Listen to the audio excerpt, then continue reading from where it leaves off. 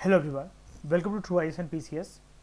Previous lecture में दोस्तों मैंने आपसे जिक्र करा था एक बात का कि during the beginning of CE era, ठीक है, कॉमन एरा या एडी कह लो Christian era, 6 prominent schools of philosophy हमें देखने को मिलते हैं जिसको हम लोग कहते हैं शत दर्शन। ठीक है, उनके नाम हैं सांख्य, योग, न्याय, वैशेषिका, पूर्व मीमांसा एंड उत्तर मीमांसा, या जिसको वेदांत फिलोसफी भी कहते हैं। अब डिटेल में एक बारी हम इन फिलोसफीज के ऊपर चर्चा करते हैं।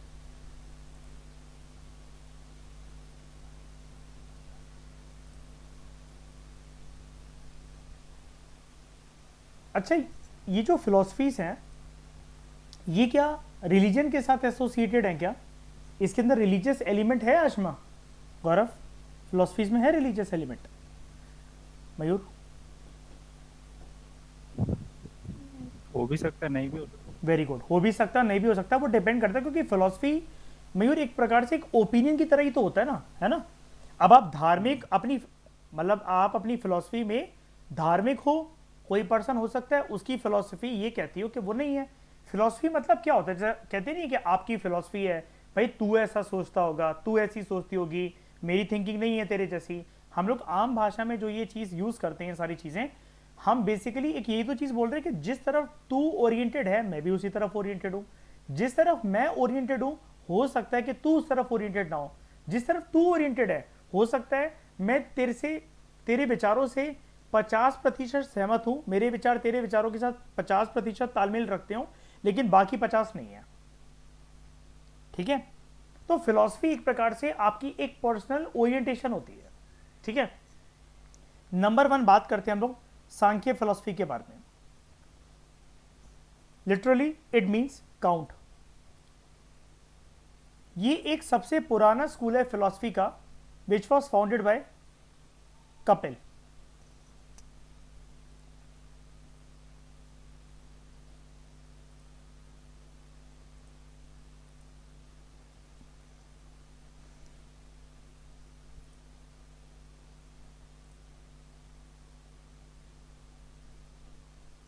मैं आपको जैसे यहाँ पर एक क्वेश्चन दिखा रहा था, ठीक है।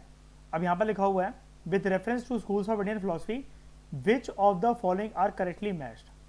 सांख्य स्कूल को सांख्य फिलोसफी स्कूल जो है उसका फाउंडर कौन है? कपिल। यहाँ पर सांख्य के सामने क्या लिखा हुआ है? पतंजलि। ये क्या करेक्टली मैच पेयर है? नहीं। तो यहाँ से अगर एलिमिनेट करना हो, ये वाला ऑप्शन एलिमिनेटेड, ये वाला ऑप्शन एलिमिनेटेड, क्योंकि 2 सही नहीं है ना। अब हमें सिर्फ किसको देखना है? 1 और 2 को। अच्छा, अगर आपको पतंजलि का रियल स्कूल फाउंड करना हो तो इनमें से ये कौन सा स्कूल होगा? बता दो जरा मुझे, वैसे ही बिना देखे। सांख्य, योग, न्याय, वैशेषिका, पूर्व मीमांसा, उत्तर मीमांसा, योग, है ना।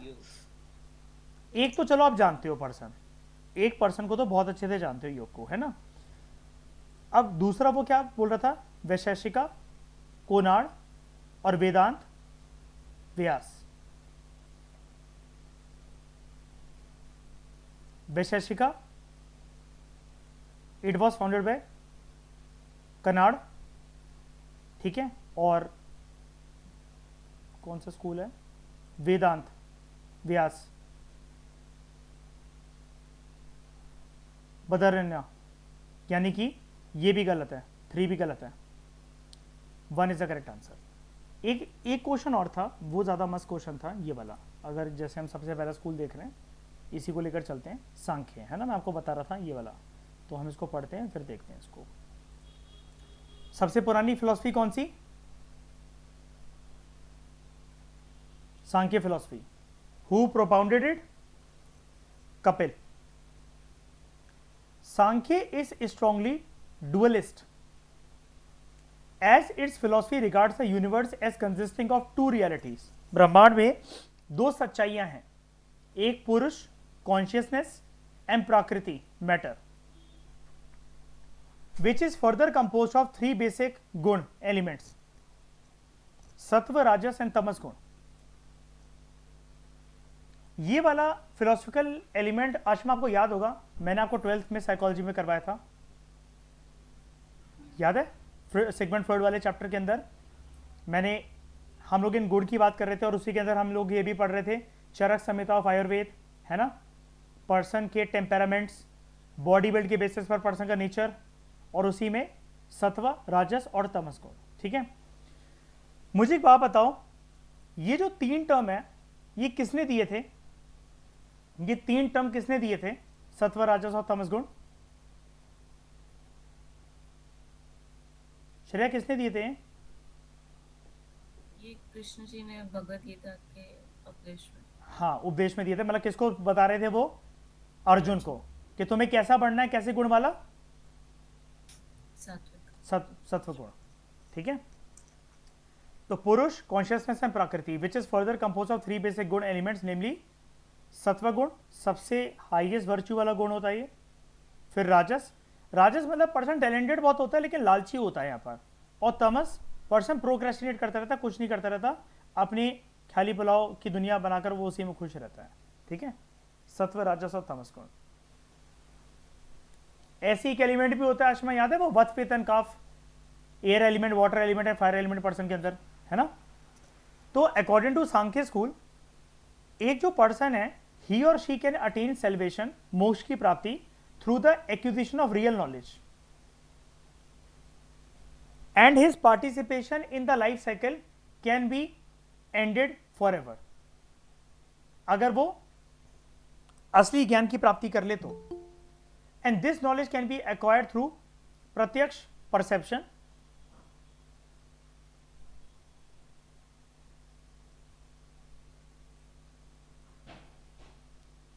अनुमान्य, इन्फेरेंस, जैसे कहते हैं ना अनुमान लगाना, इन्फर करना, एंड शब्द, हियरिंग। सांख्य स्कूल जो है फिलोसफी का, it emphasises that it is self knowledge that leads to liberation and not any exterior influence और agent. Self knowledge can be attend by means of concentration and meditation. यही statement थी second वाली, Sankhya holds that it is self knowledge that leads to liberation and not any external influence और agent. सही है, गलत है? सही है, गलत है? बिल्कुल सही है। Sankhya forms a philosophical basis for योग स्कूल ऑल्सो। सांख्य फिलोसफी के अंदर the necessity of God is not felt, मतलब भगवान का सहारा आपको लेना चाहिए, ले सकते हो, लेकिन जरूरी नहीं है सांख्य स्कूल के according. For epistemological clarity about the inter relationship between higher self, individual self and universe around us. भगवान का सहारा लोग सांख्य स्कूल के अकॉर्डिंग ले लेते हैं अपनी हायर सेल्फ को अटेन करने के लिए, अपने इंडिविजुअल सेल्फ यानी कि अपने अस्तित्व को समझने के लिए और इस ब्रह्मांड को समझने के लिए, लेकिन necessity of God is not felt in this case. तो according to this philosophy, according to Sankhya philosophy, the presence of divine agency is not essential.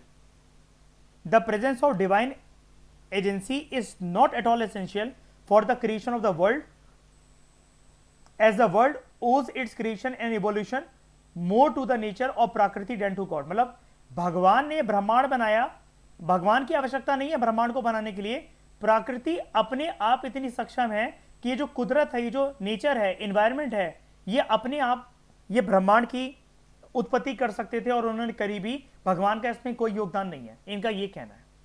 अब मुझे एक बात बताओ, जब आप किसी फिलॉसफी को पूरा पढ़ लेते हो, मैंने आपको हमेशा बता रखा है आप अपनी नॉलेज पर ट्रस्ट करा करो।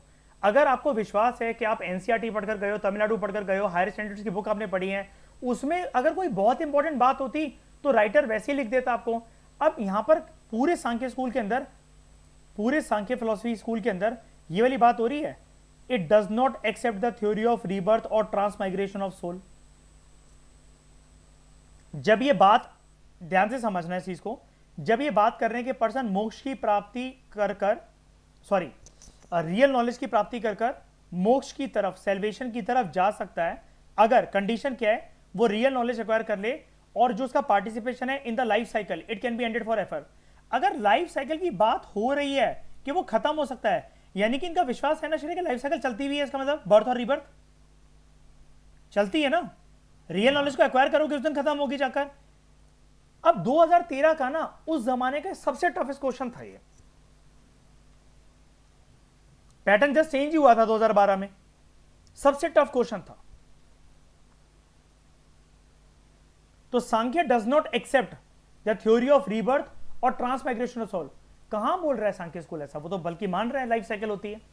तो बताओ, ये जो लाइन है, ये जैसे मैं आपको श्रेय बोलता नहीं हूं कि हम जो पढ़ के जाते हैं वो सोर्सेज से ही आता है, बस उसकी अंग्रेजी यूपीएससी घुमाकर दे देता है। और अक्सर मैं आपको एक एग्जांपल देता हूं ना, अशोक वाला क्वेश्चन, वो कि जो अपने धर्म की इज्जत करे दूसरे धर्म की बेकदरी करे, तो वो एक्चुअली में अपने धर्म की ही तौहीन कर रहा है वो फिर पर्सन। यही एनसीईआरटी तो ने 6 क्लास से निकालकर पूछा, बस शब्दों की हेराफेरी कर दी इधर से उधर, है ना, कि किसने बोला ये। आपको फिलोसफिकल स्कूल्स को बहुत अच्छे से पढ़ना है, ये सिर्फ प्रीलिम्स के पर्सपेक्टिव से नहीं, मेंस के पर्सपेक्टिव से इंपॉर्टेंट है। तो इसका क्या आंसर होगा? देख लो क्वेश्चन स्टेटमेंट देख लो।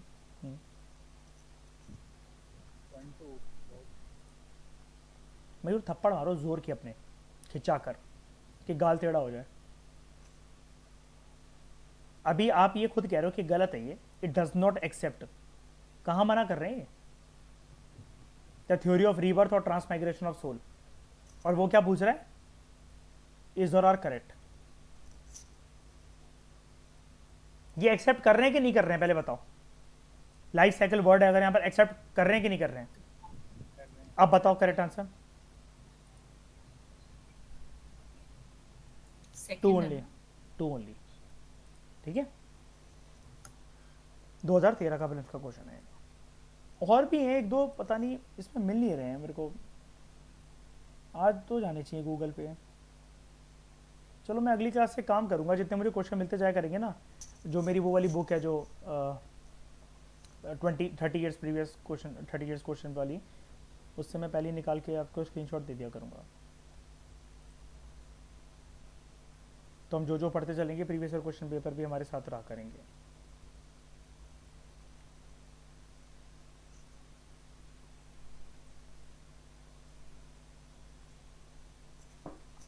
तो Sankhya forms of philosophical basis for Yoga. Sankhya philosophy के अंदर necessity of God is not felt, ठीक है, फॉर एपिस्टोमोलॉजिकल क्लैरिटी। ये वाली लाइन भी बहुत इंपॉर्टेंट है कि अगर आपको हायर सेल्फ, इंडिविजुअल सेल्फ या यूनिवर्स की नॉलेज अटेन करनी है तो उसके लिए भगवान के सहारे की जरूरत नहीं है। डिवाइन एजेंसी जो है, it is not at all essential for the creation of the world, क्योंकि दुनिया जो है वो कुदरत, प्रकृति ने खुद उत्पन्न कर ली, ऐसा इस स्कूल का मानना है। ठीक है, फिर एक बात याद रखना, सबसे पहले तो सांख्य स्कूल ही बेसिस बनता है किसका? योग फिलॉसफी का, है ना। लिखा था ना यहां पर, Sankhya forms of philosophical basis for Yoga. तो yoga school of philosophy, Yoga school founded by Patanjali, which presents a practical path for the realization of self based on the method of physical and mental discipline। आप self को कैसे attain कर सकते हो? Through physical and mental discipline, bye releasing पुरुष from the प्रकृति। अब यहां पर क्या है? फिजिकल और मेंटल डिसिप्लिन क्या है? देखो, फिजिकल प्लेजर को अवॉइड करोगे तो वो प्लेजर को अवॉइड कर पा रहे हो मेंटल डिसिप्लिन की वजह से, और मेंटल डिसिप्लिन होगा तो फिजिकल प्लेजर वैसे भी आप अवॉइड कर सकोगे। अब यहाँ पर फिजिकल प्लेजर का मतलब सिर्फ इंटीमेसी या फिर सिर्फ सेक्सुअल ओरिएंटेशन नहीं है, वो खाने पीने से रिलेटेड, प्रोक्रेस्टिनेशन से रिलेटेड, अपने ऊपर कंट्रोल नहीं होना, कोई काम, कोई टास्क पेंडिंग रह गया फिर भी बाद में कर लेंगे, तो वो भी आपको ऑब्वियस ही बात है हीट ऑफ द मूवमेंट में, प्रेजेंट मूवमेंट में कोई चीज़ ज़्यादा मेस्मराइजिंग, ज़्यादा प्लेजर गिविंग लग रही है, इसलिए आप उस काम को नहीं कर रहे हो, क्योंकि as compare to that pleasant thing आपके लिए जो करंट थिंग है वो आपके लिए बोरिंग हो गई है। ठीक है, तो practice of control over pleasure, senses and bodily organs, it is the central theme of this school. तो in order to attain salvation, physical exercises in various asana, posture and pranayama, breathing exercises they are prescribed, और ऐसा माना जाता है that through these exercises mind gets diverted from the worldly matters and achieves concentration. ठीक है, जैसे कई लोग बोलते हैं कि हमसे मेडिटेशन तो नहीं हो पाती, हम योगा कर लेते हैं, उससे उनको भी शांति मिलती है। They are very calm person, उनको हो सकता है गुस्सा बहुत ज़्यादा आता हो, वो एकदम से एंक्शस हो जाते हो, कोल्ड ब्लड हो जाते हो किसी भी सिचुएशन को, किसी भी खबर को सुनने की वजह से। तो ये चीज़ है। Yoga describes energy flowing through energy channels and concentrated in chakras. जैसा कि मैं आपको हमेशा बताता रहता हूँ कि अगर आप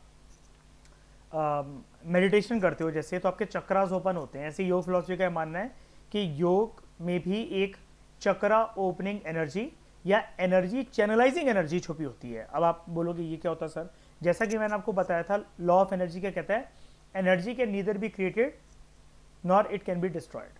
ठीक है, तो आप सिर्फ उसको एक जगह से दूसरे का चैनलाइज कर सकते हो। तो यहाँ पर आप कैसे क्या कर सकते हो, आप अपने चक्रास के ऊपर फोकस कर सकते हो। ठीक है, अब ऐसा माना जाता है कि हमारे अंदर 7 चक्रास होते हैं। ठीक है,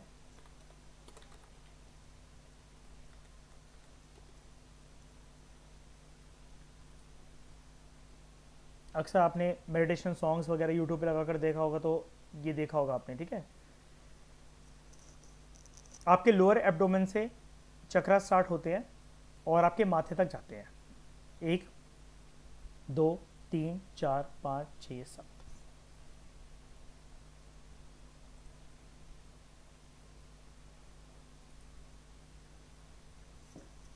हाथ योग। हाथ योग is about creating a body which is not a hurdle in one's life. The body becomes a stepping stone, not a hurdle, not a roadblock in one's progress. हाथ योग का क्या कहना है, मतलब बेसिकली आप इसको योगा के अंतर्गत एक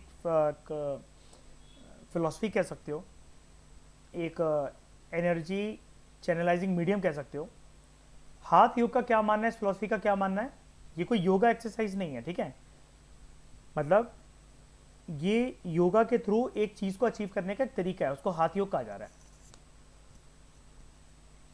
हाथ योग को हाथों की योगा नहीं है, कोई हाथों की एक्सरसाइज नहीं है। ठीक है, इसका क्या मानना है, आप जिंदगी में बहुत कुछ करना चाहते हो, बहुत कुछ अचीव करना चाहते हो, बहुत कुछ बनना चाहते हो, लेकिन अगर आप अपने आप को बीमार कर लो और शरीर की धज्जियां उड़ा दो ना, आपका शरीर अगर आपके साथ नहीं है, आप कितने भी टैलेंटेड रहे हो, आप कितने भी सुंदर हो, आप कितने भी हैंडसम हो, कुछ भी क्वालिटी आपके अंदर दिमाग कितना तेज, आपके अंदर आपके पास पैसा कितना सारा, सारे सुख बेकार हैं। तो इसलिए इस फिलॉसफी का ये कहना होता है विद इन द योग, हाथ योग का। मैं आपको जैसे कि हमेशा एक बताता रहता हूँ ना, पहला सुख निरोगी काया, दूजा सुख हाथ में माया। पैसा हमेशा दूसरा सुख होता है, पहला सुख होता है निरोगी काया, यानी कि शरीर में कोई रोग ना हो, आपका शरीर निरोगी हो, वो बाधा ना बने कि आप जीवन में ये वाला काम करते करते करते रह गए, शरीर ने साथ नहीं दिया। जैसे आजकल 20-20 साल के लौंडों को शुगर हो जाती है, बीपी की दिक्कत रहने लगी है। ठीक है, तो शरीर उनके लिए एक बाधा बन रहा है, वो 10 काम नहीं कर सकते कि नहीं यार मेरी सांस फूल जाती है, मेरे को बीपी की शिकायत है, मेरा शुगर लेवल डाउन हो जाता है, मुझे इसके इंजेक्शन्स लगाने पड़ते हैं। तो शरीर पे उन्होंने कभी भी फोकस नहीं करा। छोटे छोटे बच्चे इतनी सुंदर सुंदर प्यारी प्यारी शक्ल के, बिल्कुल डॉल जैसे, उनको चश्मा लग जा रहा है क्योंकि माँ काम कर रही है और वो नहीं चाहती बच्चा रोए, तो मोबाइल लगा कर रख गई। अब डोपामिन शुरू से मोबाइल की तरफ ओरिएंट रहता है और इतनी कम उम्र से स्क्रीन की तरफ ओरिएंटेशन जो रहती है, तो जब लगना चाहिए था चश्मा तब ना लग के वो पहले ही लग जाता है, और जब लगने का टाइम आता है तब तक नंबर बहुत ज़्यादा बढ़ जाता है। तो अगेन ये भी एक हर्डल है कि बिना चश्मे के, पता चला ऐसे बच्चे के किसी लड़ाई झगड़े में चश्मा गिर जाए और कोई चाटे पे चाटे बजाया जा रहा है उसके, तो उसको देखेगा भी नहीं कि कौन मार रहा है।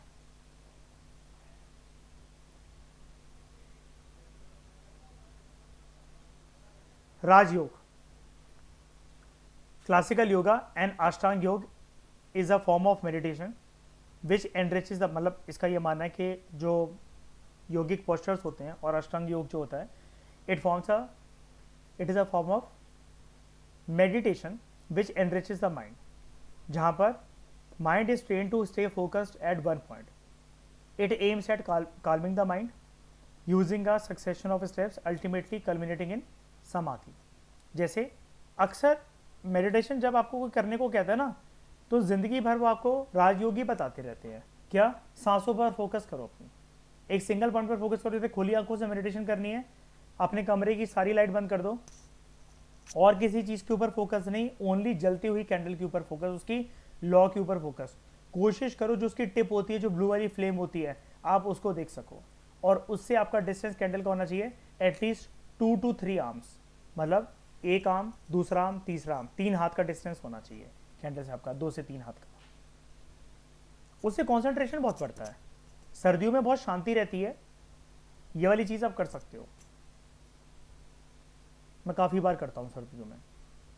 गर्मियों में क्योंकि अनईजी सा हो जाता है ना बहुत ज़्यादा, कि पंखा चलेगा तो देखो कैंडल बुझ जाएगी, फिर आप पसीने में बैठे रहोगे, तो वो वैसे भी मन नहीं लगेगा आपका। वो काम ये कैंडल वाला ना सर्दियों के अंदर पॉसिबल है।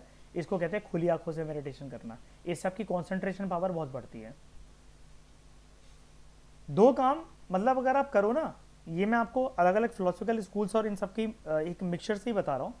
अभी मत करना, कोई फ़ायदा नहीं है। अभी कैंडल वाला कर सकते हो, अभी बीमार पड़ जाओगे, पेपर है आपके साल। एक ठंडे पानी से नहाना पूरी सर्दियाँ, ठंडे पानी से नहीं भी नहा सकते हो सर्दी, सबसे पहला पानी का मग्गा अपनी नाभि पर, अपने पेट पर डाल दिया करो, उससे एकदम से चक्र आपके ना धड़ाम करके खुल जाते हैं। आज में आप ये चीज़ जानते होगे, मैंने आपको इसके ऊपर 3 घंटे का पूरा डेडिकेटेड लेक्चर दिया था एक दिन, प्रूफ के साथ, है ना, कि जो ठंडे पानी से नहीं नहा सकता, जिसको कोल्ड की दिक्कत है, बाद में गीजर के पानी से नहाते रहो पूरी बाल्टी, एक मग्गे में कौन सा कोल्ड लग जाएगा, है ना। लेकिन सर्दियों में पहला मग्गा अगर आप अपनी नाभि के ऊपर, पेट के ऊपर डाल लो, चक्रास खुलते ना उससे एकदम से। आपने आई थिंक टेस्ट भी करा था इस चीज़ को पूरे 1 महीना, और रिजल्ट मिले थे आपको। 2020 या 2021 की बात है, if I am not wrong, ठीक है। तो योग डज नॉट रिक्वायर बिलीव। कोई कुछ पूछ रहा है क्या? किसी ने हैंड रेस करा था अभी, कोई दिक्कत किसी को? अच्छा कोई बात नहीं, ये तो पहले दिन की आदत है। तो योग does not require belief in God. जरूरी नहीं है कि आप योगा कर रहे हो तो आपका भगवान में विश्वास हो, ठीक है। जैसे आपको मैं एक बात बताता हूँ, सूर्य नमस्कारम, मुसलमान को वो योगा करवा लो, उनकी बॉडी के लिए बहुत अच्छा है। अब आप हिंदू हो तो आप मन के अंदर मान सकते हो कि अच्छा सूर्य को नमस्कार भी हो जाएगा और मेरी योगा भी हो जाएगी। कई लोग हो सकते हैं 2 तरह के लोग, एक कोई पर्सन है वो सरदार है, कोई बुद्धिस्ट है, कोई जैना है, कोई मुसलमान है, कोई हिंदू है। हिंदू आदमी सोच रहा है कि भाई आज सूर्य नमस्कार करवाएगी मेरी टीचर, स्कूल में आज फिजिकल एजुकेशन के लेक्चर में सूर्य नमस्कार बोला है सर ने करवाने को, फिजिकल एजुकेशन के पीरियड में, गेम्स के पीरियड में, तो नहा धोकर जाना चाहिए आज तो बहुत अच्छे से, और अपना लोअर वगैरह रखना चाहिए, सब कुछ करना चाहिए, क्योंकि मैं एक हिंदू हूँ और सूर्य को नमस्कार भी हो जाएगी और मैं डिसरिस्पेक्ट नहीं कर सकता और योगा भी हो जाएगी।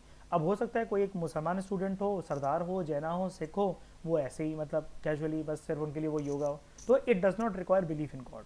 ये मैंने सूर्य नमस्कार सिर्फ आपको एक चीज़ बताई है, हर एक योगा के अंदर आप कोई भी योगा देख लो, है ना, तो वो सारे के सारे मतलब उसके अंदर रिलीजियस एंगल तो होता ही नहीं है सारे के सारे के। हाँ, किसी के अंदर भी रिलीजियस एंगल नहीं होता है। बताओ योगा करने के लिए क्या आपको भगवान के ऊपर विश्वास होना चाहिए, तो ज़रूरी है क्या? बताओ। हमारा मयूर दिन भर योगा करता रहता है, शैनी शवासन फेवरेट योगा, क्यों मयूर? हाँ जी। Yoga does not require belief in God, although such a belief is accepted as help in initial stage of mental concentration and control of mind. It thus admits the existence of God as a teacher and guide. लेकिन मैंने आपको बताया था ना, योगा का मतलब ही क्या होता है? आत्मन का मिलन किसके साथ? परमात्मन के साथ। फिजिकल एजुकेशन की जो बुक होती है उसके अंदर जो योगा चैप्टर आता है 11th-12th के बच्चों को, सबसे पहली लाइन उसमें ये लिखी रहती है, आत्मन का मिलन परमात्मन के साथ। तो yoga does not require belief in God, although such a belief is accepted as help in initial stage of mental concentration and control of mind. यानी कि जैसे एक बात बताता हूँ, चलो 1 मिनट के लिए इसको साइड हटाते हैं। मेरे एक सर थे साइकोलॉजी के, सत्यवीर सिंह सर, तो उनका बहुत अच्छा रोल रहा है मतलब मेरी लाइफ में साइकोलॉजी को इंट्रोड्यूस करने में।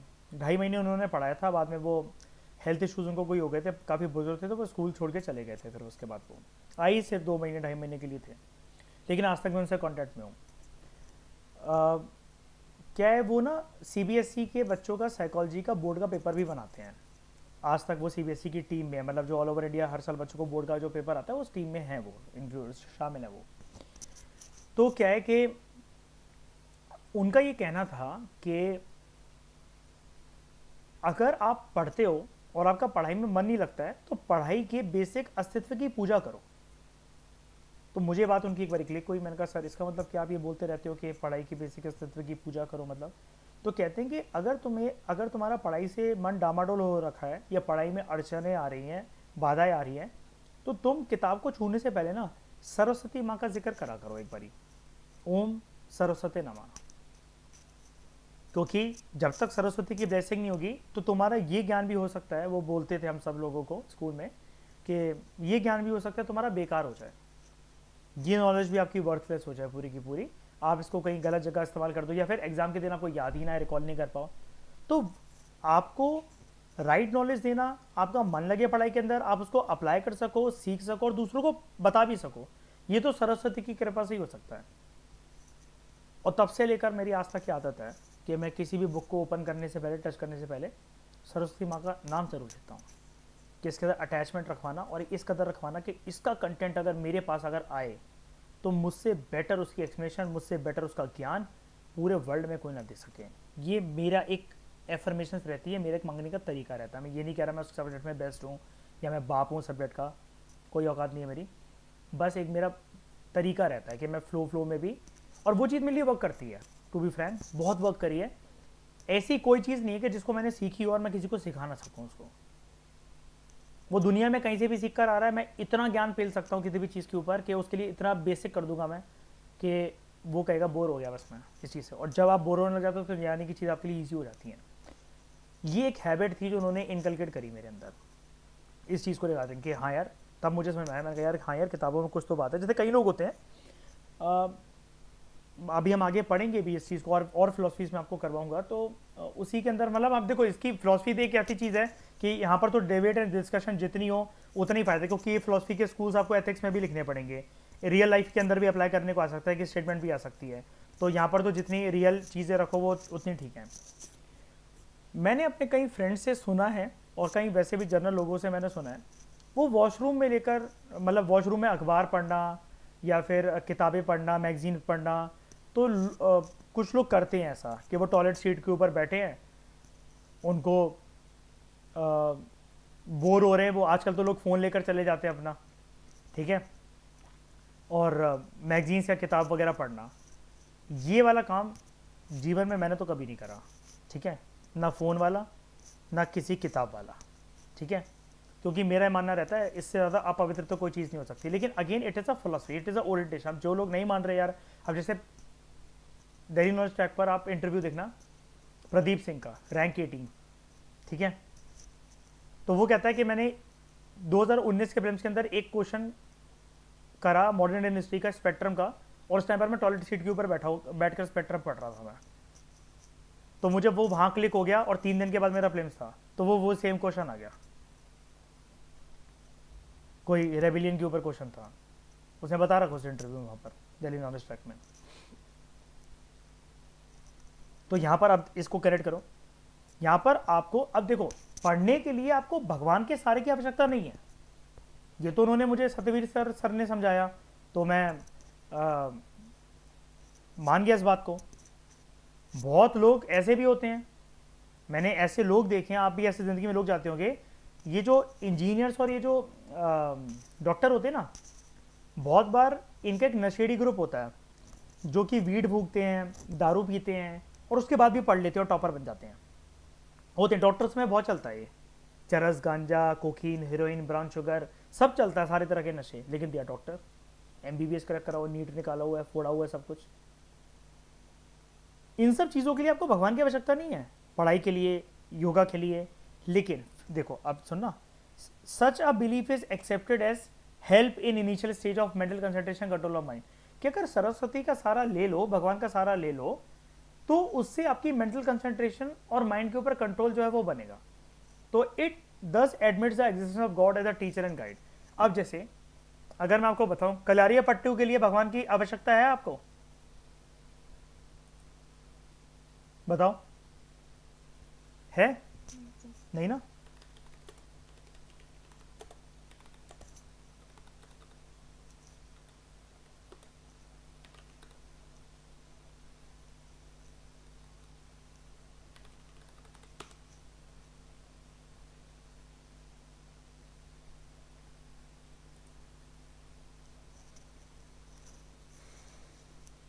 Just a minute.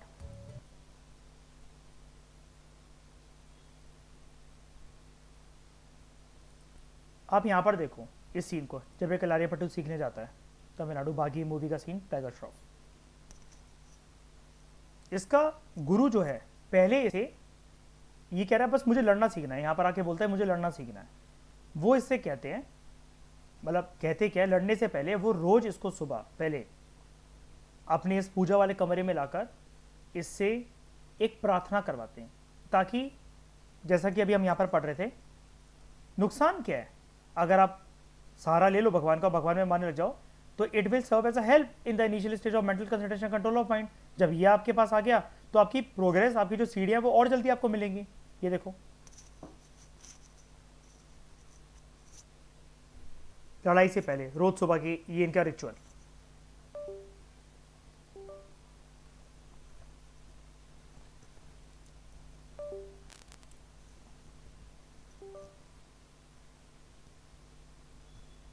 रिचुअल करा, सीखा, भगवान से ब्लेसिंग ले ली, गुरुजी ने दिलवाई, इसका तो कोई विश्वास भी नहीं था। अब ट्रेनिंग स्टार्ट, तो रिजल्ट जो है वो मिलेंगे।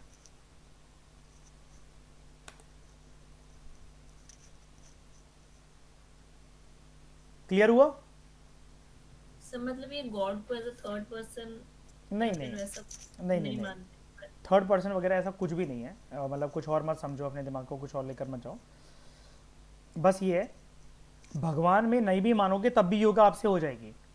मान लोगे तो आत्मन का मिलन परमात्मन के साथ ज़्यादा अच्छे तो हो जाएगा। देखो, आपको बॉडी को फिट रखने का कोई ना कोई लाइफ में एक पर्पस तो होगा ना, कोई ना कोई एक पर्पस तो होगा। आप फिट क्यों रहना चाहते हो श्रेया? बताओ, किसके लिए फिट रहना चाहते हो? बताओ। खुद के लिए श्रेया को प्यार व्यार नहीं किसी से। श्रेया अपने लिए जी रही है। बाहर में क्या दुनिया, दूसरे इंसान दूसरे ही रहेंगे हमेशा, क्या फर्क पड़ता है सर? हर कोई अपने लिए जीता है। हाँ, तुम और दिल टूटे इंसान। हाँ। लेकिन हाँ देखो, पॉइंट ये है ना कि जैसे अब यहाँ पर टाइगर श्रॉफ जैसा वाला ये जो सीन है, या फिर विद्युत जामल को मान लो टाइगर श्रॉफ की जगह, इनका तो मयूर dedicated, to be frank genuine बात करूंगा मैं जोक्स अपार्ट, एक डेडिकेटेड कंपटीशन, उसके लिए भी तो अपने आप को फिट रखना है। विद्युत जामल को अपने आप को, उसकी रोटी जो है वो बॉलीवुड से आ रही है, उसको उसके लिए तो अपने आप को फिट रखना है। आजकल एक बार बताना, जिसका चबी पेट हो श्रेया, उसको कहाँ काम मिलेगा? बॉलीवुड इंडस्ट्री या टॉलीवुड इंडस्ट्री, कहीं पर भी बताओ, सीरियल्स में या कहीं पर भी। एक छोटे से छोटे रोल के लिए भी, शिवजी के रोल के लिए भी तो उनको बोल दिया जाता है कि 8 पैक एब्स बनाकर बैठना। अब यहां पर एक गोल हो गया, जैसे मतलब मान लो एक एग्जांपल दे रहा हूं, एक गोल हो गया ये कि आपको बॉडी को इसलिए फिट रखना है। अब आपने, आपका सब कुछ अच्छा चल रहा है, आप भगवान में नहीं मानते, आपने शरीर बहुत अच्छा बना लिया, आपको सब कुछ वो है, लेकिन ये भी तो हो सकता है कि ब्लेसिंग ही ना होगा श्रेया उस टाइम पर, तो पर्सन रिजेक्ट हो जाए ऑडिशन से, ये सब कुछ मिलता मिलता पिक्चर बंद हो जाए, डायरेक्टर ही मर जाए। मैं एक बात बता रहा हूँ, ऐसे योग का ये मानना है, समझने की कोशिश करो मैं क्या समझाना चाह रहा हूँ। भगवान का अगर रास्ता पकड़ लोगे तो ब्लेसिंग्स जो हैं वो रास्ते पे चलना आसान हो जाएगा, आपकी मंजिल आसान हो जाएगी। भाई कई लोग हैं वो भगवान में मानते भी नहीं, उनका यूपीएससी हो जाता है। अब आपको, अरे यार तुम यार इतनी पूजा की बातें करते रहते हो, मेडिटेशन की बातें करते रहते हो, हमारे भैया ने निकाला था रैंक 3, रैंक 4, रैंक 14, हमारी दीदी आईएएस है, 6 बार लगातार इंटरव्यू तक पहुंच रखी हैं, उन्होंने तो कभी पूजा नहीं करी, वो तो भगवान के सारे नाम तक नहीं जानती है। हो सकता है वो उनके लिए चीज़ वर्क कर गई हो, क्या पता आगे चलकर जीवन के हालात ऐसे हों कि वो अपने आप को गोली मारने पे मजबूर हो जाए, क्योंकि माइंड के तो ऊपर कभी कंट्रोल रहा ही नहीं ना, सब कुछ मिलते चला गया। जिस दिमाग को ये रियलाइज हो जाता है कि मुझे बिना मेहनत के, मेहनत ठीक है एक डायरेक्शन में है, लेकिन बिना ब्लेसिंग के मुझे किसी के सहारे की जरूरत नहीं है, मुझे सब कुछ मिलता चला जाता है। अगर वो कुदरत उनको एक परेशानी में फंसा दे। देखो टैलेंट भी आपका एक हद तक काम आ सकता है। मैं जीवन में पर्सनली अपने ऊपर बताऊं, मैं टैलेंट के ऊपर कम, ब्लेसिंग्स के ऊपर ज्यादा भरोसा करता हूं। ब्लेसिंग्स आपको बड़ी से बड़ी चुनौतियों से निकाल देती, क्योंकि जीवन में कब चुनौती आएगी ना, ये आप डिसाइड नहीं कर सकते हो, लेकिन निकलोगे कैसे बाहर आप उससे, ये आपकी विल पावर प्लस ब्लेसिंग जो अपनी लाइफ में कमाई होंगी, ये आपको निकाल देगी उन परिस्थितियों से बाहर, उन सिचुएशन में आपका अपने ऊपर संयम रहेगा। मेंस का पेपर देख लो, ये चीज तो सबसे ज्यादा वही टेस्ट होती है। हर क्वेश्चन आपके लिए ऑन द स्पॉट एक नया चैलेंज है, हर क्वेश्चन। अब उस दिन क्या पता आपने जितने नोट्स बना रखे हो, जो भी आप पढ़ रहे हो, आपके फेवर में सब कुछ गया हो, जा रहा हो, आपका सिक्का खेल जाएगा उस टाइम पर अच्छे से, सारी चीजें स्मूथली निकल जाएंगी। बस यही तो डिफरेंस आ जाता है फर्स्ट अटेम्प्टर और लास्ट अटेम्प्टर के बीच में। लेकिन अगेन इसका कोई बेसिस नहीं है, मैं अपनी बातों से भी फोर्स नहीं कर रहा हूं, प्लस मैं ये जो फिलॉसफीज है इनके थ्रू भी, इनके कंधे का सारा लेकर भी मैं आपको ये नहीं बता रहा हूं कि गॉड के ऊपर यकीन करोगे तभी ऐसी चीज हो सकता है, लेकिन उससे mental concentration, control of mind, ये सिर्फ योग फिलॉसफी नहीं, हर एक जगह यूनिवर्स में मैं आपको चीज बता सकता हूं, हर एक जगह आप अप्लाई करके देख लो। आपके पास ब्लेसिंग नहीं है, आप बहुत टैलेंटेड हो यार, मतलब आप टेस्ट सीरीज के अंदर ऐसे फोड़ रहे हो, आपकी रैंक 1 पे रैंक 1, रैंक 1 पे रैंक 1 आई जा रही है। आप सुबह गए एग्जामिनेशन हॉल के लिए निकले, बारिश हो रही थी मेंस के पेपर के टाइम पर, गाड़ी निकली, एक कीचड़ उछल गया आपके ऊपर, कुछ नहीं हुआ आपको, ना टक्कर लगी ना कुछ लगी, कपड़ों के ऊपर कीचड़ उछल गया, भरकर पानी गिर गया आपके ऊपर। अब लिख कर दिखा दो मेंस का पेपर फुली डेडिकेटेड माइंड से, ध्यान आपका क्योंकि उधर ही रहेगा। अब आपकी सबकॉन्शियस माइंड आपका फंस गया है उस सिचुएशन के अंदर, यार मेरे ऊपर तो पानी गिर गया, मैं तो गीला बैठा हूं, मैं तो गीली बैठी हूं, कपड़े गंदे हो गए हैं, मिट्टी लगी हुई है मेरे ऊपर, सब लोग कैसा सोच रहे होंगे, मैं कैसा लग रहा हूँ, कैसी लग रही हूँ, और फिर जिंदगी भर आप उस सिचुएशन को एक ब्लेम गेम बना लोगे। उस दिन ऐसा हो गया था इसलिए मेरा पेपर नहीं निकला। ये होता है पढ़े लिखे बेवकूफ की, ये जो पढ़ा लिखा जो बेवकूफ होता है उसकी पहचान, क्योंकि किताबी ज्ञान तो ले लिया ना, जीवन में रियल संघर्ष सीखा ही नहीं। और ये होता है सोशलाइजेशन की वजह से, मां ने पल्लू से पोत कर रखा, बाप ने अपनी छत्र छाया से कभी बाहर नहीं निकलने दिया। रॉ बनना सीखो, रॉ टफ बनना सीखो। Nyaya also known as school of analysis. अब यहां पर कभी भी किसी शब्दों को, प्लीज मैं आपको बता रहा हूं ये फिलोसफिकल चीजें हैं, कभी भी किसी शब्दों को अपने लॉजिक के बेसिस पर करेक्ट करने की कोशिश मत करना। फिलोसफी में लॉजिक आपका नहीं होता है, फिलोसफी में मल्टीपल लॉजिक होते हैं, शब्द के बेसिस पर लॉजिक डिराइव नहीं होता है। क्या कहना चाह रहा हूं मैं, हाथ योग हाथों की योगा नहीं है, राजयोग, राजयोग तो कुंडली होती है, कोई कुंडली नहीं देख रहा है यहां पर आपकी बैठकर, ठीक है।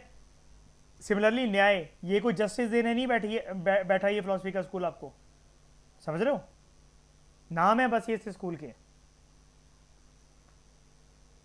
न्याय also known as school of analysis which developed as a system of logic by Gautam. कौन से गौतम श्रेया, गौतम बुद्ध? नहीं, ये दूसरे गौतम है ना, हम ही जानते हैं इनको।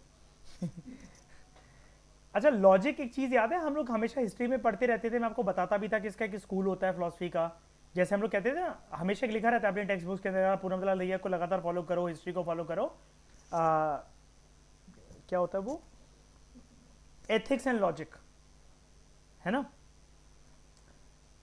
लॉजिक एक चीज होती है which is concern with philosophy, तो it's principles are mentioned in Nyaya Sutra. Similarly जैसे योगा के प्रिंसिपल्स कौन सी बुक के अंदर कंपाइल्ड है, योग सूत्र। तो न्याय philosophy believes in the supremacy of logic and adopts a scientific approach as it holds that nothing is acceptable unless it is in accordance with the reason and experience. न्याय philosophy का यह मानना है जिस चीज के साथ लॉजिक ना जोड़ा हो, किसी चीज का सामने वाला पर्सन रीजन ना दे सके, या आपने उसको खुद एक्सपीरियंस नहीं कर रखा है, वो बात आपके लिए हो सकता है सेंस वाली हो, लेकिन किसी और पर्सन के लिए वो सेंसलेस हो जाएगी।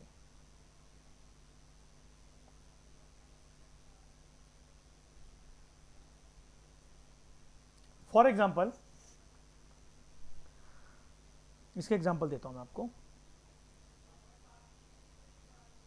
मैं आपको अगर ये बोलूं आशिमा कि कीवी एज अ फ्रूट बड़ा टेस्टी फ्रूट होता है, समझना, इस फिलोसफी को समझाता हूँ।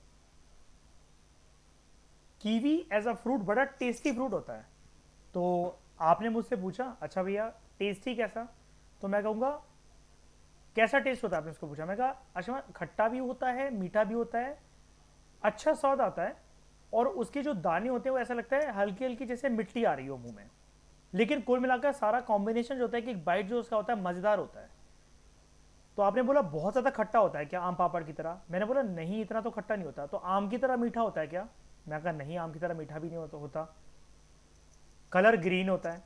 तो फिर भी आप कह रहे हो कि एक्चुअल टेस्ट होता कैसा है इसका? अब मुझे एक बात बताओ आशमा, जब तक आप उसका एक्सपीरियंस नहीं लोगे, और मेरे हिसाब से जो अच्छा मुझे लग रहा है, तो हो सकता है वो आशमा आप एक निवाले के अंदर उसको थूक दो, आपको ना अच्छा लगे वो उसका फ्लेवर मिक्सिंग जितनी मैं उसकी तारीफ कर रहा हूँ, है ना। एक सब्जी वाले ने मुझे कहा एक बारी कि एवोकाडो ले जाओ भैया, आज से 6 साल पहले सैटरडे मार्केट के अंदर, कि एवोकाडो ले जाओ, ये नया फ्रूट आया इंडिया के अंदर। मैंने कहा अच्छा। मैं कहा कितने का है? कह रहा है 120 रुपए का एक है। तो मैं कहा अगर अच्छा ये नहीं हुआ तो? कह रहे नहीं बहुत टेस्टी होता है ये। बगल में एक आंटी खड़ी हुई थी, कह रही बेटा कच्ची लौकी खाई है कभी? मैं कहा नहीं। कह रही सेम वैसा टेस्ट है इसका। और मैं को भैया भैया ये जो कह रही है अगर ये सच हुआ ना, मैं डबल पैसे लेकर जाऊंगा। तो मैं कहा एक काम करो इसका बाइट लेके दिखा दो। कह रहे नहीं नहीं वो करके आप लेकर तो जाओ एक बार। हाँ, तो मैं कहा मैं लेकर जा रहा हूँ, पैसे नहीं दे रहा ना मैं इसके।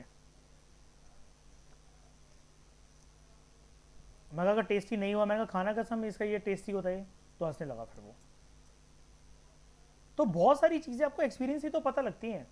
अब जैसे एक बात बताओ, इंटरव्यू में आपको कोई कितनी भी तैयारी करवा दे वो फेक होता है। कोई भी चीज़ का इंटरव्यू, चाहे यूपीएससी का मान लो, जॉब इंटरव्यू मान लो, कुछ भी मान लो। अब जैसे श्रेया आपको जो कंपनी उठाकर लेकर गई, आपकी भी तो प्लेसमेंट हुई होगी ना? हाँ जी।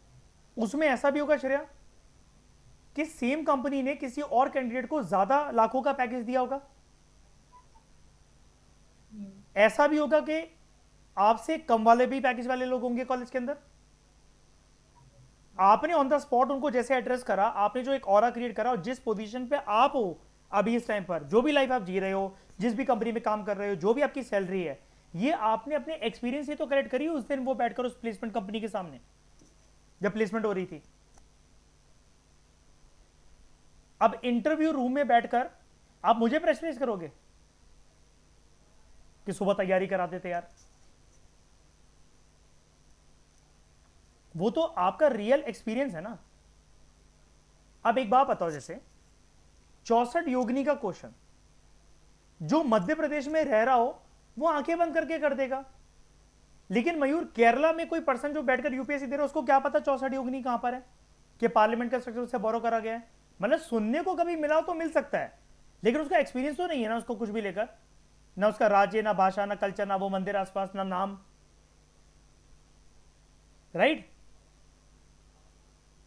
अब कलारी पट्टू मान लो श्रेया आज हमारा पेपर होता, हमने नहीं सुना है टर्म, तो हमें क्या पता श्रेया कलारी पट्टू क्या होता है, प्रोसोफिस जूलीफ्लोरा क्या होता है?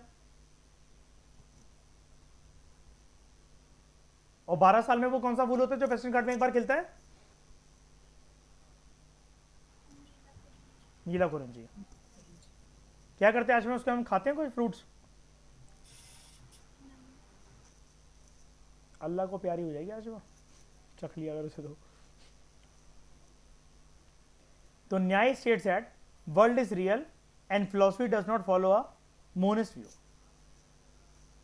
मतलब मोनिस्ट व्यू का मतलब ये होता है, जैसे हम लोग कहते हैं ना मोनोटोनस कोई भी चीज हो रही है या फिर जो भी चीज हो रही है, आप एक पर्सन की बातों पर विश्वास नहीं कर सकते। यहां पर आपका एक्सपीरियंस सब कुछ बोलेगा आपके लिए। This school advocates a theory of प्रमाण, प्रूव दो। जैसे हिंदी में एक मुहावरा सुना है कभी आपने श्रेया, प्रत्यक्ष को प्रमाण की आवश्यकता देने की जरूरत नहीं होती। सुना आशमा? प्रत्यक्ष को प्रमाण की आवश्यकता नहीं है ना। मतलब अगर आप रियल हो ना, अगर आप सच्चे हो ना अपनी जगह, तो आपको किसी को प्रूफ देने की कोई जरूरत नहीं है। जैसे आशमा जब आपकी गलती होती है तब आप 10 लोगों को सॉरी बोल देते होगे, है ना, कि यार मेरी गलती है, सॉरी यार, मान जाए, मुझसे बहुत बड़ी गलती हो गई। लेकिन आपकी गलती नहीं होती तो आप कॉन्वर्सेशन में अकड़ जाते हो ना, कि घंटा में सॉरी नहीं बोलने वाली, मेरी गलती नहीं है। जब कोई रूठना है तो रूठ जा, जाके बाहर में जा, होता ना ऐसा। और जबकि हर बार आशमा आपकी गलती होती है। तो this school advocates the theory of प्रमाण proof which are the means of obtaining true knowledge. According to it, प्रधान प्रमाण और principal means of obtaining knowledge is प्रत्यक्ष प्रमाण। और जैसा कि मैं अभी आपको बता रहा था, प्रत्यक्ष को प्रमाण की आवश्यकता नहीं होती। नॉलेज ऑब्टेन थ्रू 5 सेंसेस, क्योंकि वो सच्ची नॉलेज है आपकी। अब ये प्रत्यक्ष को प्रमाण की आवश्यकता नहीं है। इसका एक एग्जांपल अगर मैं आपको दूं, लगे रहो मुन्ना भाई देखिए भाई, उसको गांधी जी दिख रहे होते हैं। अब डॉक्टर क्या कहता है उसे चिल्लाकर, प्लीज डोंट री इन्फोर्स हेल्यूसिनेशन। तो सर्किट कहता है ना, कान के नीचे दूंगा एक रख के, कह रहा मुझे पता है कि गांधी जी नहीं है, लेकिन बार बार बोल के भाई को पागल करना चाहते हो क्या? समझ रहे हो? उस मतलब संजय दत्त को वहां पर दिख रहे हैं गांधी जी, सर्किट उसका साथ दे रहा है ताकि उसके दिमाग के ऊपर और प्रेशर ना पड़े। हालांकि वो तो चलो एक मेंटल डिसऑर्डर की मूवी है, स्किज़ोफ्रेनिया, जिसके अंदर एक डिसऑर्डर होता है हेलुसिनेशन। हेलुसिनेशन भी अलग अलग तरीके के होते हैं। उसको जो हेलुसिनेशन की बीमारी होती है वो होता है विजुअल एंड ऑडिटरी हेलुसिनेशन, दिख रहा है और कोई सुन रहा है, कोई व्यक्ति। हमें पढ़ाया था ना आज मैंने 12th क्लास में आपको सब कुछ। तो प्रत्यक्ष प्रमाण, नॉलेज ऑब्टेन थ्रू 5 सेंसेस। अब ये नॉलेज आप कैसे ऑब्टेन कर सकते हो? मैंने अगर आपको कीवी वाली बात बोली आशिमा, तो कौन सा सेंस ऑर्गन को आप यूज करोगे कीवी का एक्सपीरियंस लेने के लिए? Knows and tongue. स्मेल भी तो आएगी, है ना। जैसे मैं पपाया नहीं खा सकता कभी भी, वो टंग पे रखना तो दूर है। Nose as a sense organ मुझे दूर से वॉमिटिंग वाली फीलिंग को क्रिएट कर देती है अगर पपाया, और पपाया अगर मेरे सामने आ जाए तो। मुझे दुनिया में और किसी चीज से नफरत नहीं है जितनी पपाया से है। पपीता टॉलरेट ही नहीं कर सकता मैं बिल्कुल भी। वो खाने वाले मुझे बद से बदतर लगते हैं। मुझे अगर कभी पता लगे कि मेरी वाइफ पपीता खाती है, मैं उसको उसी वक्त तलाक दे दूंगा।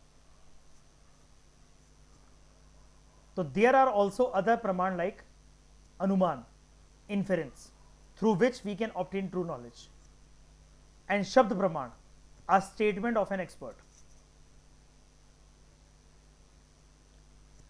तो बाद की जो philosophers हैं, they claim to belong to this school। For instance, वत्स्यन who wrote न्याय भाष्य, उदयन who wrote कुसुमंजलि। वत्स्यन न्याय भाष्य, ठीक है। ये फिलॉसफी समझ में आई अच्छे से? तीसरी फिलॉसफी कोई दिक्कत, कुछ और समझना है? नहीं सर। ठीक है। Vaisheshika, this school propounded by Kanada या कुनार भी हम लोग इसको कहते हैं, जैसे कि आप यहां पर देख रहे थे। ये वाली स्टेटमेंट ठीक थी ना?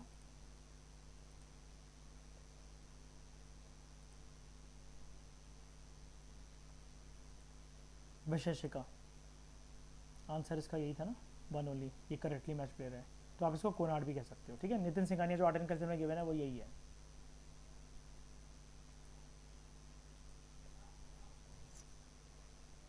इधर तो क्योंकि कन्नड़ लिखा हुआ है ना, तो आप ये पर्सन का ही नाम है, वैसे आप इसका प्रॉपर नाम यही होता है।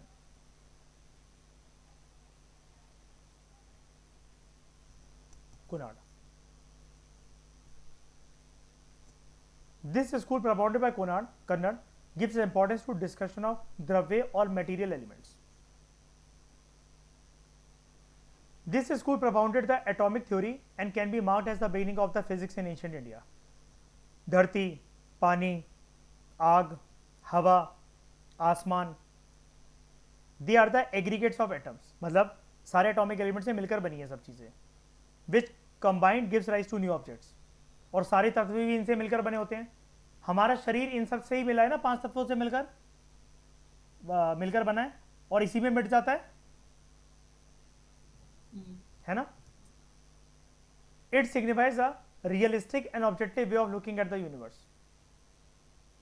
जैसे हम लोग कहते हैं ना बूंद बूंद से सागर बनता है, ऐसी वैशेषिका फिलॉसफी का क्या मानना है, इस स्कूल ऑफ थॉट का क्या मानना है, कण कण से मिलकर एक ऑब्जेक्ट बनता है, एक शरीर बनता है, एक जीव जंतु का उत्पादन होता है।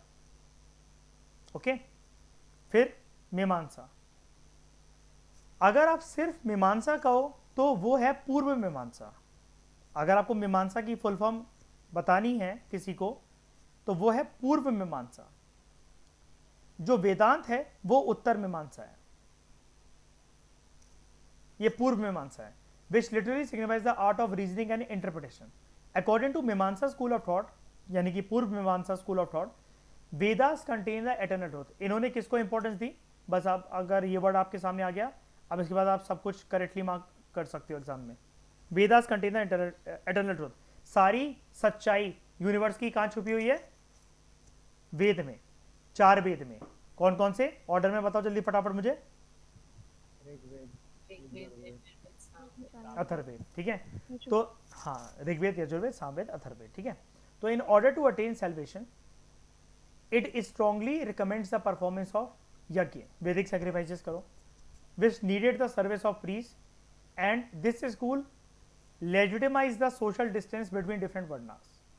यानी कि ये वाला स्कूल तो प्योर तरीके से मेंटेन करने की कोशिश कर रहा है ना जो भी समाज में असमानताएं होती हैं, है ना। क्योंकि अगर आप वेद को अगर जस्टिफाई कर रहे हो शाइनी, तो यानी कि आप अनटचेबिलिटी, छूत अछूत, ऊंच नीच का फर्क और असमानताएं, इनइक्वालिटी, इन सबको भी प्रमोट कर रहे हो, इसका मतलब है ना। क्योंकि सारा करा धराया तो इसी से था, इसी का था, है ना, Brahmanism and Vedas. This philosophy relies on the Brahmanas and the Samhitas of the Vedas, and it is often argued that Brahmins wanted to maintain their ritual authority and preserve social hierarchy through the propagation of मीमांसा। यानी कि school of thought किसका है, किसकी authority को preserve करने के लिए, ब्राह्मणों की। फिर हम बात करते हैं वेदांत फिलॉसफी की। वेदांत फिलॉसफी को कौन फॉलो करता था, मॉडर्न हिस्ट्री का फिगर,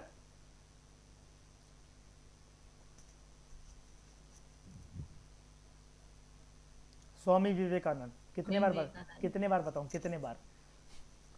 उनके जो गुरु थे उनका नाम क्या था,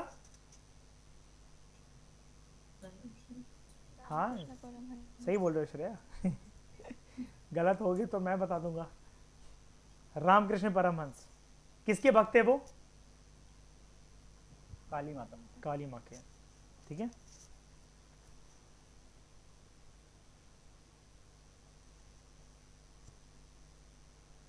तो Vedanta signifies the end of the Veda. Brahmaputra of Badarayana, he compiled in the second century BC this text known as उत्तर मीमांसा या वेदांत फिलॉसफी। इसका टेक्स्ट उसने कंपाइल करा। इसका मतलब क्या होता है, एंड ऑफ द वेदास। तो अकॉर्डिंग टू वेदांत फिलॉसफी दुनिया जो है वो एक मोह माया है, सिर्फ एक ही चीज रियल है, ये ब्राह्मण नहीं है, ब्रह्मांड, यूनिवर्स, और गॉड को बोला जा रहा है यहां पर, ठीक है। Therefore it lays emphasis on Brahma ज्ञान, कि जब यूनिवर्स में रियली एक चीज है ब्रह्मांड, तो ब्रह्म ज्ञान होना चाहिए आपको उसको समझने के लिए। अब जैसे एक बात बताओ मयूर, ब्रह्म ज्ञान एक छोटा सा ज्ञान क्या है, अगर आप इतनी चीज समझ जाओ कि आप अपनी परेशानी को लेकर दुखी मत हो, यूनिवर्स के पास बहुत कुछ है आपको देने के लिए, आप बस तरीका डेवलप कर लो यूनिवर्स से बातें करने का। दुनिया में सबसे बेस्ट तरीका क्या होता है यूनिवर्स से बातें करने को, यूनिवर्स से कोई भी चीज मांगने का, बताओ क्या होता है श्रेया, कौन सा वक्त, ब्रह्म मुहूर्त। देखो श्रेया टोटके करती है, टोटके है ना श्रेया, रिचुअल सैक्रिफाइसेस तो it lays emphasis on Brahma Gyan and it relies on the Upanishads. अच्छा, उपनिषद ज्यादा डिस्क्रिमिनेटरी थे या फिर वेदास? उपनिषद। ज्यादा डिस्क्रिमिनेटरी थे उपनिषद हैं? ऋग्वेद तो नहीं था, ऋग्वेद में अरे मतलब मैं डिस्क्रिमिनेटरी की बात कर रहा हूँ कि लोगों को ये एक्सेसिबल है कि नहीं है, औरतों की पोजीशन कहाँ डिफाइन करी गई है, औरतें उसे पढ़ सकती है कि नहीं पढ़ सकती हैं। वेदास। वेदास क्या हो गया भाई तुम लोग को? While Purv Mimamsa discusses the fire sacrifices of the Vedic rituals in the Samhitas and the Brahmanas, Vedas throw light on the esoteric teachings of Aranyakas. याद है? Forest scriptures and the Upanishads. इनका क्या मानना है कि वेदास जहां खत्म होते हैं वहां से किसकी शुरुआत होती है? अरण्यकास और उपनिषद्स की। और ये पढ़नी चाहिए हमें क्योंकि ये डिस्क्रिमिनेटरी नहीं है। तो Vedanta philosophy has its root in Sankhya philosophy, और सांख्य फिलॉसफी का रूट एक और फिलॉसफी में हमें दिखता है, बताओ? योग में। Sankhya forms a philosophical basis for योग स्कूल ऑल्सो, है ना? And it is also forming a base for Vedanta philosophy. The self और the Atman, soul, it is identical with Brahmanda, वही आत्मन का मिलन परमात्मन के साथ। Hence, if a person acquires the knowledge of the self, he acquires the knowledge of Brahman and attains salvation. ये चीज, ये वाली line काफी ठीक है, बिकॉज गौतम बुद्ध ने अपनी जिंदगी इसी लाइन के बेसिस पर चेंज करी थी। मानते हो कि नहीं मानते हो बताओ? सिद्धार्थ जो बुद्धा बने, बुद्धा द एनलाइटेंड वन, वो इसी चीज को तो रखे बने।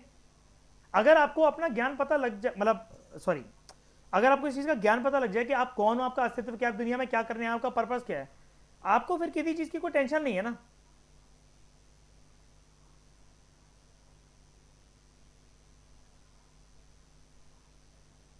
बताओ, समझ रहे हो? Both Brahman and Atman, they are eternal and indestructible. आत्मा को कोई मार सकता है? आत्मा को कोई मार सकता है? नहीं। मयूर, आत्मा को कोई नहीं मार सकता। एक्चुअली का रीबर्थ होता है। सही कह रहे हो, कॉन्फिडेंस रखो ना भाई। मैं आपके शरीर को खत्म कर सकता हूं, आपकी आत्मा को कैसे खत्म करूं? है कि नहीं? मैं आपको दुख पहुंचाऊंगा, आप भूत बन के साथ आते रहोगे मुझे। आत्मा तो है ना।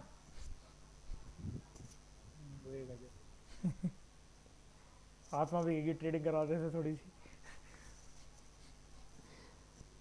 The theory of karma, it is closely link to Vedanta philosophy. ये सारी चीजें इंपॉर्टेंट है, ठीक है? अगर जैसे क्वेश्चन अगर सांख्य स्कूल के ऊपर आ चुका है, सेम क्वेश्चन, बस उनको चेंज ही तो करना है। With reference to the history of philosophical thought in India, consider the following statements about Vedanta school. तो theory of karma, it is also link to Vedanta philosophy, which signifies that in his present birth, जो person है उसको अपने पुनर्जन्म के consequences भुगतने पड़ते हैं। जैसे कई लोग जो परेशान होते हैं, तो श्रेया, इंडियंस कितने अच्छे होते हैं ना, कितने अच्छा ज्ञान देते हैं लोगों को। अब तुम लिखवा के आए हो ऐसी किस्मत, पिछले जन्म में तुमने कुछ पाप कर रहे होंगे इसलिए तुम्हारे साथ ही हो रहा है। अब बेटा देखो, भोगना तो पड़ेगा ही। और हीरो क्या होना चाहिए लाइफ में श्रेया? हीरो कौन होना चाहिए हमारा? Mahmud Ghazni, plundering, robbery, killing, के भिखमंगापन नहीं दिखाना है, छीनना है। और छीननी भी कैसी चीज है? Peacock throne, Kohinoor.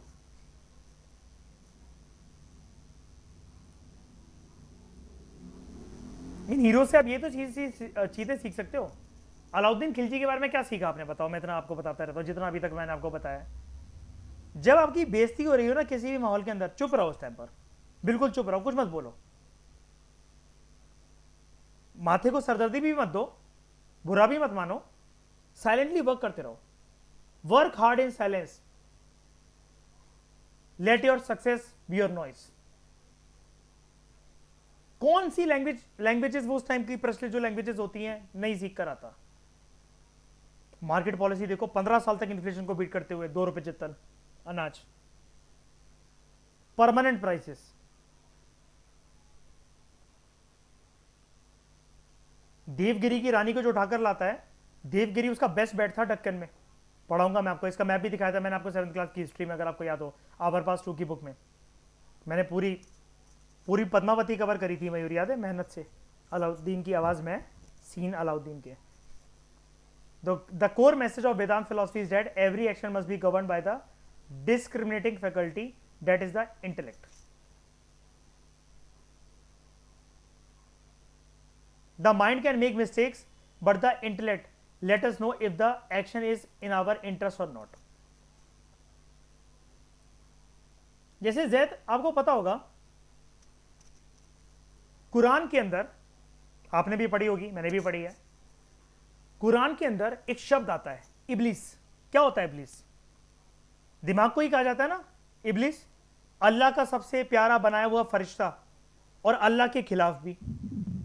यानी कि अगर अच्छा करने पे आए तो बहुत अच्छा है, लेकिन वैसे शैतान है।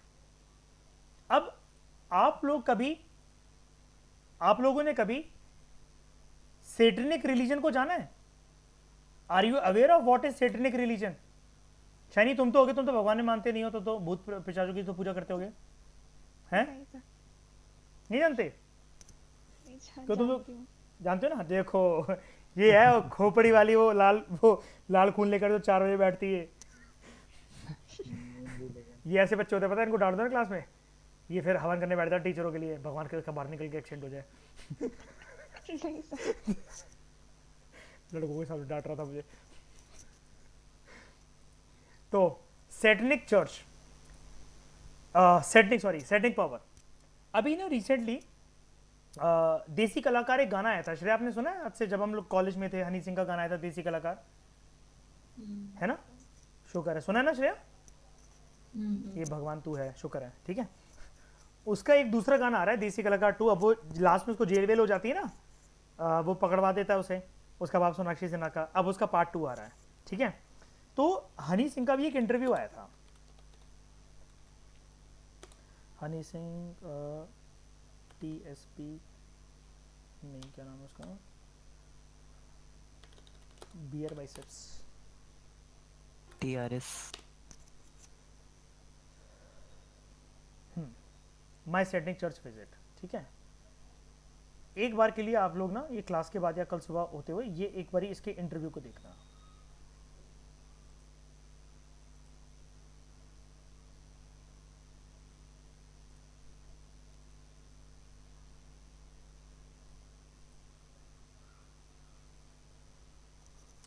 सेटनिक चर्च क्या होता है? Shrey, are you aware of it? आप में से सबको पता है सेटनिक चर्च क्या होता है? किसी को भी नहीं पता है? फ्रैंकली बोलो मुझसे। आशमा पता है? नहीं, मुझे नहीं पता। देखो, सेटनिक चर्च क्या होता है या सेटनिक धर्म क्या होता है? दुनिया में ना जो कलयुग है उसकी एक पहचान है। अब शैतानों की पूजा स्टार्ट हो गई है। जीसस क्राइस्ट को जिन शैतानों के कहने पर क्रूसीफाई करा गया, उनमें से एक प्रोमिनेंट शैतान था सेटन। अब इसकी पूजा क्यों श्रेया? सबसे बड़ा सवाल मयूर ये होता है कि इनकी पूजा क्यों? सेटनिक रिलीजन के अकॉर्डिंग अगर आप अपने भगवानों को बेइज्जत करके अपनी जिंदगी से बेदखल कर देते हो श्रेया, और सेटन की पूजा करने लग जाते हो, अकॉर्डिंग टू, अब मैं इसको क्रिश्चियनिटी भी नहीं बोल सकता क्योंकि ये क्रिश्चियनिटी के भी अगेंस्ट है, डेविलिश पूजा आप इसको कह लो। अगर आप डेविल्स की पूजा करते हो और सेटन की पूजा करते हो, और ऐसे मतलब हर एक रिलीजन में से, मतलब जो पिशाच और ये राक्षस और ये सब जो होते हैं नरभक्षी, लेकिन फिलहाल मैं बात कर रहा हूं यहां पर आपसे सेटनिक चर्च की। आपकी लाइफ में आपको जो चाहिए वो मिलेगा। अनलिमिटेड पैसा चाहिए, आपको इलॉन मस्क को बीट करना है, आपको बॉडी बिल्डर बनना है, आपको यूपीएससी में फर्स्ट रैंक चाहिए, आपको वो सब कुछ मिलेगा। इनका एक क्लेम है, सब कुछ। बस आपकी मौत इतनी दर्दनाक होगी ना कि आपकी किसी खानदान की पीढ़ी में आज तक किसी ने नहीं भुगती होगी। एंड के दिनों में जस्ट आप जो जितना सफर करोगे ना, तो आपको अपनी नानी की नानी की नानी याद आ जाएगी। लेकिन जीते जी आपको सब कुछ मिलेगा। ये इसका बेसिस है। अब इसी बेसिस का एक जो कल्चर है that is Illuminati culture. What is Illuminati? Illuminati का बेसिकली एक ही सोसाइटी है, secret society, which is working all over the world and they have a symbol known as delta. ये जो डेल्टा सिंबल है ये बहुत पावरफुल सिंबल माना जाता है। मैं आपको जो रूल 369 बताता हूं वो भी इसी के ऊपर बेस्ड है। लेकिन रूल 369 में मैं आपसे कभी भी शैतान की पूजा करने को नहीं कहता हूं, ये शैतानी ताकतों को बुलाने के लिए नहीं कहता हूं। ओजा बोर्ड, डेल्टा का सिंबल, मयूर हमारा डेल्टा एक्सचेंज खुद, और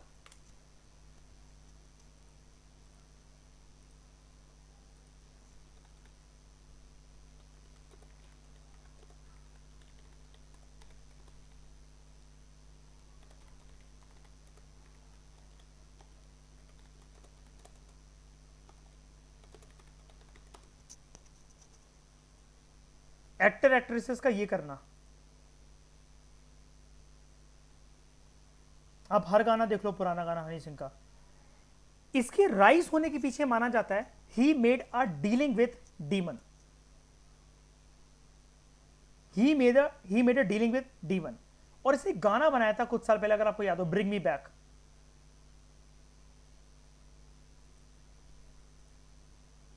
और ये इसका सिंबल, इसने बहुत प्रमोट करा इल्यूमिनाती को, बहुत ज्यादा अपने गानों के अंदर। और अब ये इस इंटरव्यू में बैठकर बातें कर रहा था कि मैं सेटिंग चर्च में गया और उसके अगेंस्ट। अब आप हनी सिंह का फेम देख लो एक बारी, कितना ऊपर ही उठा, कितना ऊपर ही उठा। जैसे ही इसने इल्यूमिनाती को छोड़ा, उस कल्चर को छोड़ा, इसने सैटेनिक पूजा को छोड़ा, आप इसका डाउनफॉल देख लो। ड्रग्स के नशे में था, तब इसको कुछ भी नहीं होता था, ड्रग्स छोड़े तो बीमार हो गया। एक साल के लिए रुतबा कहां था एक साल पहले, और रुतबा ऐसा खत्म हो गया बादशाह ने इसकी जगह ले ली सिंगिंग इंडस्ट्री में। अब क्योंकि ये भगवान के रास्ते पर चल पड़ा है, तो जो सेटन ने जितनी प्रॉस्पेरिटी दी थी वो सारा इसने छीन लिया। बात सिर्फ यहीं पर खत्म नहीं होती है।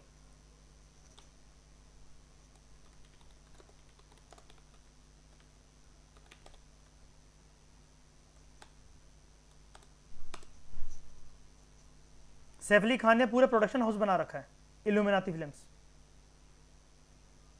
मयूर हमारा डेल्टा एक्सचेंज।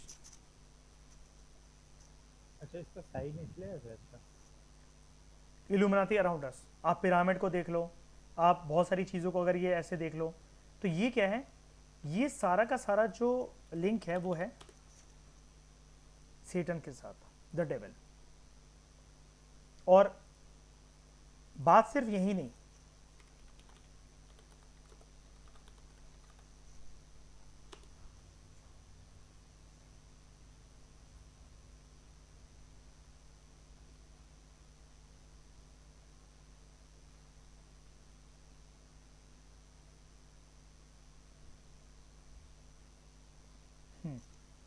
ये अभी 5 महीने पहले जो कांड हुआ है अभी एक यूरोप में,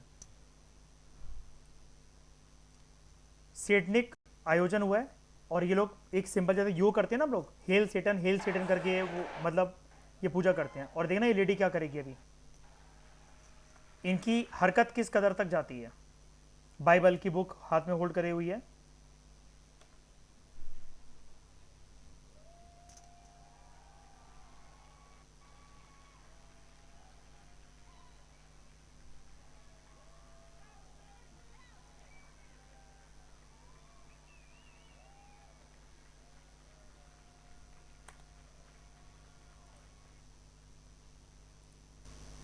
तो देख लो दिमाग आपका इतना बड़ा आपका दुश्मन हो सकता है। आपको पता है कि आप ये हरकतें गलत कर रहे हो। वेदांत फिलॉसफी का ये देखो, यही तो मानना है, that every action must be govern by the discriminating faculty that is the intellect.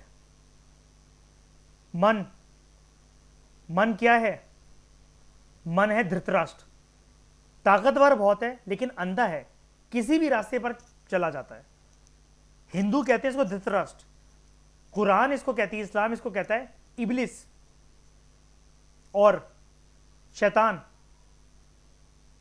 Bible के लिए ये है सेटन, विच कैन मेक मिस्टेक्स। और माइंड जो कि धृतराष्ट्र है, इसकी बीवी कौन, सेंसेस, करेगा वही काम जो सेंसुअल प्लेजर थे आपको, नोटों की खनखनाहट, लग्जूरियस लाइफ आंखों से देखना, कान जो है वो आपके तारीफ सुने, वाह इतनी धन संपत्ति तुमने जोड़ ली, क्या फोन है तुम्हारे पास, तभी तो गलत रास्ते पर जाके आपसे गलत गलत काम करवाएगा। ये सेटनिक चर्च वाली चीज मैंने क्यों दिखाई आपको? दिमाग कमजोरी तो हो गया पर्सन का, गलत रास्ते पे चल पड़ा है। बट इंटेलेक्ट, हाँ माइंड जो है वो सेंसेस धृतराष्ट्र, माइंड की बीवी गांधारी, वो भी अंधी। When two blind people will guide a person, result will be Duryodhana. Mind और सेंसेस के कॉम्बिनेशन की बेस पर जो पर्सन अपनी दिनचर्या को पूरा करता है, इसी को हिंदू धर्म कहता है महाभारत, कुरान कहता है जिहाद, बाइबल कहती है होली वॉर।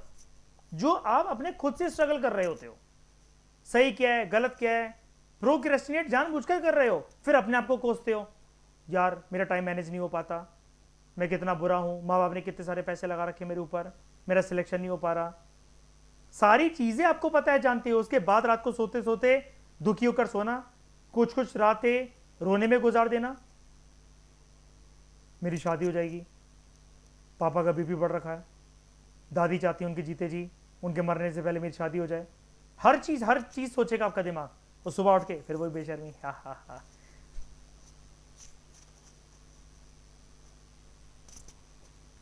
तो mind can make mistakes but intellect let us know if the action is in our interest or not. ये आपकी इनर वॉइस है इंटेलेक्ट। माइंड और सेंसेस तो है ही मूर्ख, अंधे हैं, ताकतवर हैं, आपसे गलत काम करवाएंगे, वही काम करवाएंगे जिसमें आपका सेंसुअल प्लेजर छुपा हो। लेकिन इंटेलेक्ट आपको बताएगा क्या सही है क्या गलत है, यानी कि इसके अंदर छुपा होता है मॉरल एस्पेक्ट और एथिकल एस्पेक्ट। इस डिस्कशन में दोस्तों फिलहाल इतना ही। Thank you very much for discussion.